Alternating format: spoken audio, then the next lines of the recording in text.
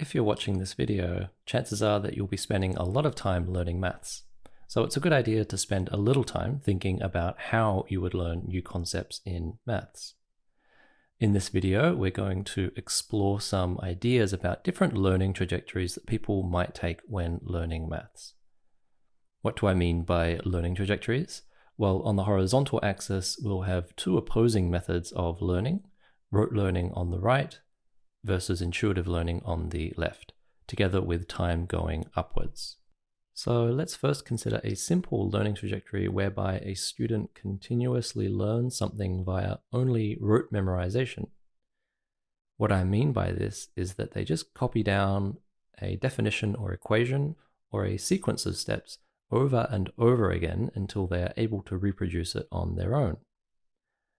This is obviously far from ideal. Essentially, the student is merely copying out a string of symbols in a particular order so that it has meaning for others, but not for themselves. This is really how a computer works. It merely reproduces a string of symbols, or zeros and ones, based on some exact input. As a simple example of why this trajectory is flawed, let's consider teaching someone about basic addition. Let's say we want to teach them about 1 plus 2 is equal to 3. Along this trajectory, the student would just copy down the string of symbols 1 plus 2 equals, and then followed by 3. Notice that these are just abstract symbols and that there is no intuition or meaning behind them, no analogy or higher level understanding. But if they copy it out enough times, then they will be able to answer the question, 1 plus 2 equals what? However, what happens if you ask them what 2 plus 1 is equal to? Of course, you know that this is the same as 1 plus 2. However, that is only because you have a deep intuition for what addition and numbers really are. Since the student on this trajectory only learned the string of symbols 1 plus 2 equals 3, then swapping the symbols around will confuse them. Okay, so that is certainly not an ideal trajectory. So let's consider the polar opposite to this one where a student only understands a piece of mathematics intuitively. Although this is also far from ideal. A student going along this trajectory would not put in any hard, repetitive work of copying out the maths until it sticks. They will be trying to get a feeling for the mathematics without actually getting their hands dirty. Let's return to our earlier example involving addition.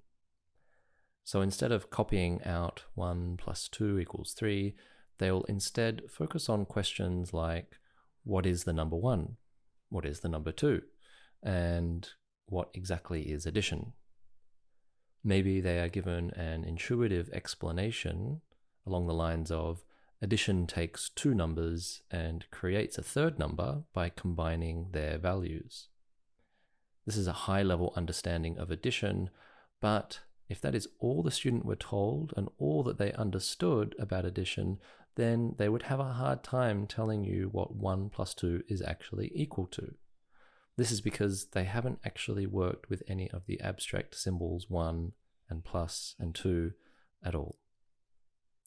So students on this trajectory will have a hard time answering questions in homeworks, tests, exams, anything that involves some type of computation with symbols. Both of these trajectories are far from good. So let's consider some better ones.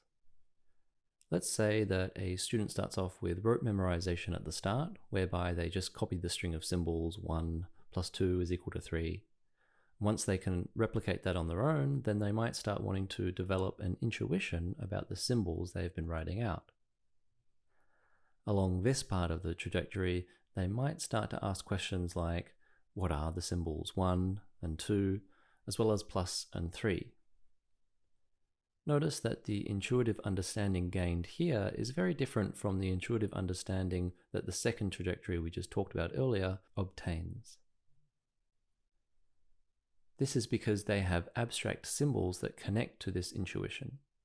They have an actual example of numbers and addition which they rote learned. In other words, the intuition has a foundation of abstract symbols to be based upon.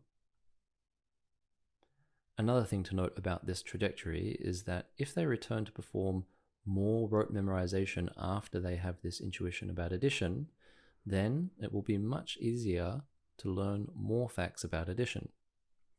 For example, if they have an intuition for addition, then they might already understand that 2 plus 1 is the same as 1 plus 2. This means that they do not have to spend more time rote learning 2 plus 1 just like they did for 1 plus 2. So intuitive understanding allows you to shortcut the learning process because you can extrapolate from what you have memorized in order to theorize about things you have never formally learned. In fact, this process of extrapolation and exploration is one of the most enjoyable experiences a student can have in mathematics. It really feels like you are exploring some mathematical structure or landscape rather than having someone tell you a list of abstract rules and symbols which you have to blindly follow. A similarly good trajectory could be one whereby a student first starts off by understanding a new topic through big picture, intuitive, or through analogies. For example, before writing any abstract symbols, the student would be asking questions like, what are numbers and what is addition? Then after some time, they might start rote learning and then connecting the concept of numbers and addition to the symbols 1, 2, 3, and plus. Some things to notice about this trajectory is that the rote learning at this point is going to be different from the rote learning on one of the other trajectories. Why is this? It's because the student already has some intuition or conceptual understanding of these symbols that they are writing down. Another thing to note about this trajectory is that the intuition developed at a later point along this trajectory is going to be very different to the intuition developed early on. This is because the rote learning and symbol manipulation occurring earlier on will serve as a framework to make sense of the intuitive understanding. For example, let's say that initially a student learns that numbers have something to do with quantity, and addition takes two numbers and creates a third by combining their quantities. Then, when they are copying out 1 plus 2 equals 3, they will be able to understand some meaning behind the symbols contained in that expression.